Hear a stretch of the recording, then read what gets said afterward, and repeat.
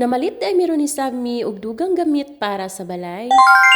Hi mi, so diri di mi natulog karon ni Sam sa Longhorn Calatrava kay nagministering man mi kagahapon unya naasad ko'y palitonon karong adlaw. Nang check out ra di mi og sayo mi tapos ning diretso na mi og DIY kay diri ra man ko makapamalit sa DIY Calatrava kay mao ra man sad ni ang option nga arang-arang diring dapita. Og fast forward mi so nagbayad na di ay ani mi nya paglantaw di ay nako kay 7k ang bill unya akong dala nga cash kay 5k ra kay mao ra lagi ang budget ug maayo gani mi kay nandawat ra sila og GCash maulawan ta tog 1/4 ang person. Maulaw gud may kapin pataas-taas ng pila ang gahulat sa imuha. Well anyways mi, so pag humanday na magpamalit mi kay gibilin na dayon ako sa terminal ang among pinalit ug ning balik daay ko diri sa Longhorn kay nagkuha mi sa akong bag nga gibilin ganiha diri sa ilang reception. Ning hapit na lang sad kog order og paniudto na mo ni Sammy kay wala pa mami paniudto aning orasa unya alauna na unya alas 2 ra ba mugikan ang Sibro pauli ngadto og Bukid. So mao ni take out na lang ko mi kay pwede ra man mi kakaon sa Sibro samtang galakat na kay sa Magutman mi. Medyo nadugayan man gud lagi mi sa DIY mi kay kini laging sige pili-pili so naabdan og duha ka oras og kapino sa nakagawa. Excited dan kay na si Sammy basta makakita og trisikad baka iyahag mo ng paborito nga sakay-sakayan kay magchika-chika man na siya dayon sa mga driver. Bitaw mahimuot ko ani niya mi kay ako maghilom-hilom ra man ko masakay pero kana siya kay istoryador gud kaayo magkatawa na lang gud na ang driver sa iya. Anyways fast forward mi kay nagsakay na di ay mi og Sibro Minodol duol na lang di mi ani sa amo nya nakatulog da ini siya sa biyahe. Ug maayo na lang gani mi kay wala mo ulan diri sa bukid bisag alum-um ra gihapon ang panganod ug hangin kay lagi na anapod ko ni bagyo nga bag-o nga moabot. So naabot na dai mi diri sa highway Minonya wala pa man akong manghod nga magasugat sa amoa. So gahulat-hulat lang sa mi diri sa kilid nya timing pod mi nga nainiagi nga isda nga naa koy mapalit inapauli para misud-an mi panihapon. Nya nipalit na lang sad ko og guso mi kay lami man pod ni siya ipare sa sinugba or sa tinola. Nya pagkadugay-dugay di mi kay niabot na di akong manghod nga magasugat sa amoa. Nya syempre kay palangga man kay na niya pag umangkon mi andam-andaman jud na dayon. Kay dili man ni masulod sa motor mi nga ako ang pinalit so giuna na lamang sa niya og dulong tapos baliko na lang pod niya to ang amo ang dala. Kaya pag-abot diri sa balay mi kay nagasikaso pud ko ni dayon akong pinalit nga isda kay basing madubok niya ako ara di ning subaon mi dayon parisan ra namo og guso para sud-an namo sa panihapon. Medyo gikapoy na day ko aning orasa mi no kay baling tindo gaina pagpamalit dayon pagbiyahe pa diri so pero kaya ra gihapon laban ra gihapon nya mao day ni chimpo na to karon diri sa bukid no. Medyo nihayag na diri dapita mi pero bugnaw ra gihapon ang hangin unya galuto na day mi aning gusto minog gitimplahan na ni siya og gibutangan rag mga ricados para mo sabor-sabor. Anya ako ra daning sister-in-law mi akong nasugo og pasikaso sa gusto kay medyo di naman jud kaya sa lawas mi medyo kapoy gud og alay ang ako ang tiin. Nya medyo ubay-ubay pud niya mo ang gitimplahan mi kay purya-buyag tulo pud baya mi kabalay diri pero mi magbahin sa among gagmayng sudan. Well anyways mi gibalik ra dayon sa akong manghod to among dala sa highway kay gibilin ra man to namo didto unyang ako adang gipamalit gaina mi no kay para ra gud to tanan diri sa mga balay kay gina-dispose ta gyud nako akong tanan nga gamit. So kato ding nagabang-abang sa akong mga gamit mi no kay mangayo daw sila. So wala na lang nako gi-post diri sa page mi kay si mama naman lang daw managtag ato sa iyahang mga kaila unya magbilin ra pug ko ako ang ipanghatag sa akong kaila. Unya lagyo man pud kaayo mo mi mayroon tag madunol-dunol ra nya ning ana si mama nga siya na lang daw ang magahipos kay daghan na po daw siya pwede nga manghatagan sa taga-ubang baryo. Nya naluto na di ang akong bangros ug tilingan nga akong gisugba mi unya ready na pud niya ang gusto nga para amo ang sudano. Medyo gutom na pud ko aning orasa mi nya gahulat na pud niya ang ubang person para makakaon kay basta gikan ko sa lakat mi magulat ko na sila og naaba koy dalang tinapay or isda or sudan namo. Nya mas mulami man ni siya mi basta daghan mong magasalusalo sa inyong pagkaon kay mahurot gyud ang inyong kanon.